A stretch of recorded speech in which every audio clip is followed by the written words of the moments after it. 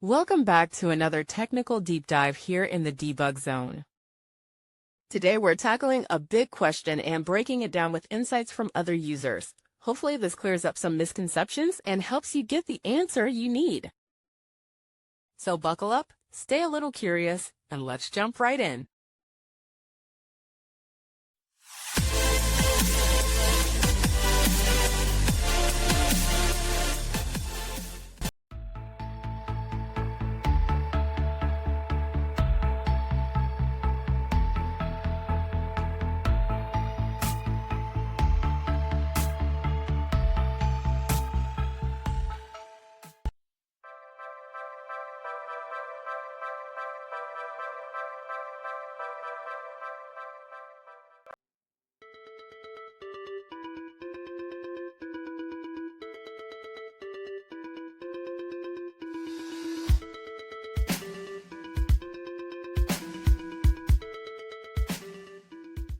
And that's a wrap.